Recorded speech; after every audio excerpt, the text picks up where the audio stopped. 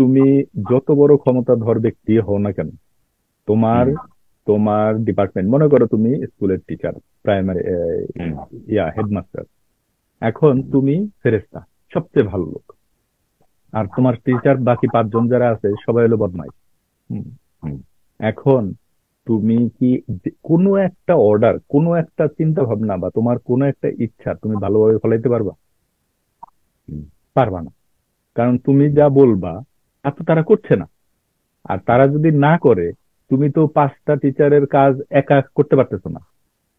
সম্ভব না। হুম। এই জন্য একটা টিম, তার যে কোনো হুম। যে কোনো সরকার প্রধানের বা যে কোনো লিডারের একজন হুম। প্রথমেই দরকার হলো তার একটা টিম। হুম। তো তার টিম, সে প্রথমে চেষ্টা করতে পারে যে তার নিজস্ব তার জানা মতে যারা পরীক্ষিত হুম। এই ধরনের অল্প কিছু নিয়ে শুরু করতে পারে। তারপরে মনে করো যে সে একটা টেস্ট নিতে পারে, বা মানুষের সাথে 10 জনের সামনে বসে ইন্টারভিউ নিয়ে মনে করো যে ফটাফট 1 2 3 রাতের মধ্যে সে মোটামুটি 20 30 50 জনের একটা টিম গঠন করে ফেললো যে এদের নিয়ে আমি কাজ করব। এবং তাদেরকে মনে করো মাথায় পিস্তল ঠাকায় বললো যে তোমাকে আমি এই কাজে নিয়োগ দিলাম, আমি যদি কোনো ইয়া পাই আমি তোমাকে শুট করে মেরে ফেলবো দেশের স্বার্থে। হ্যাঁ, কারণ আমি দেশ চালাবো। আমি যদি দেশ চালাতে ব্যর্থ হই, মানুষ তো আমার মেরে ফেলবে, বা দেশের মানুষ তো আমাকে তখন ঢিল মারবে, ঠিক না? হুম। আর আমি যদি, আমার কথা যদি তোমরা না শোনো, তো তোমার জন্য আমি কেন মতে যাব, ঠিক না? তো যাই হোক, এরকম মানে অ্যাকশন প্ল্যান দরকার।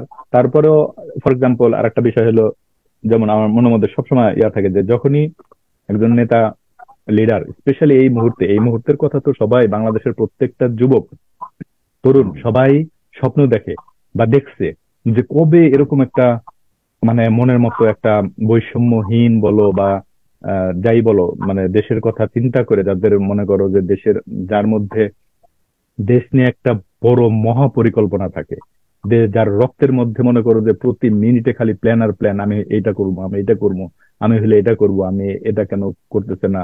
ফর এক্সাম্পল তোমার মনে করো যে ঢাকা শহরের রাস্তায় কেবল তারে তারে ভর্তি, পেঁচাই না পেঁচাই না তার, লক্ষ লক্ষ কোটি কোটি তার। এই তার মনে করো যে কে দেখতে চায়, কথার কথা। হ্যাঁ। তো তুমি আসলে সাথে সাথে নগদের দ্বারা এগুলো সব এই সুব্যবস্থা করো, বা এগুলো যারা একদিন করছে তাদের সবার কাছ থেকে ভর্তুকি নাও, যে তুমি এই প্ল্যান কেন করছো। এই দায়িত্ব ছিল তোমার, তোমার মিনিস্ট্রির মধ্যে। তুমি বিগত 5 বছরে একটা ভালো ব্যবস্থা তুমি কেন করতে পারো নাই?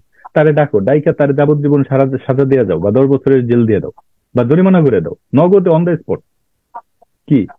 তারপরে হুম। মনে করো যে তুমি দাঁড়ায় আছো, যাচ্ছ, অফিসে যাচ্ছ, যাওয়ার পথে দেখতেছো যে পাশে রাস্তার মধ্যে বিশাল বড় ইয়া ময়লার ট্যাঙ্কি, এই সেই হাবি জাবি, মনে করো যে অস্বাস্থ্যকর অবস্থা, নগদে মেয়রকে ডাক দাও। দরকার হলে তার মনে করো যে 5 মিনিটের মধ্যে ধরে নিয়ে আসো, কল্লা ধরে ধরে নিয়ে আসে, কি তুই মেয়র হয়েছিস কেন, তোর প্রতিশ্রুতিটা কি ছিল? তাইলে এই বিগত 5 বছরে 10 বছরে তুমি কি কামটা করছো যে এগুলা এখনো রয়েছে? তাহলে তুমি নিজে এই ময়লাগুলা পরিষ্কার করো, পরিষ্কার কইরা তারপরে তোমার ফ্যামিলির সবাইকে ডাক দাও, বাল বাচ্চা বউ সবাই মিলা, তারপরে এগুলো পরিষ্কার করো। পরিষ্কার করে একদিন সময় দিলাম, 24 ঘন্টার মধ্যে রেডি করো। আর নাহলে 10 বছর জেল ডাইরেক্ট, প্লাস জরিমানা। কারণ যে ইনকামগুলো তারা করছে এগুলা হুম। কিন্তু সঠিকভাবে যদি মনে করো যে কালেক্ট করা যায়, হিউজ ডেভেলপমেন্ট হবে দেশে এই টাকা দিয়ে। আমার মনে হয় যে কয়েক বছর দেশ চালানো সম্ভব। হুম।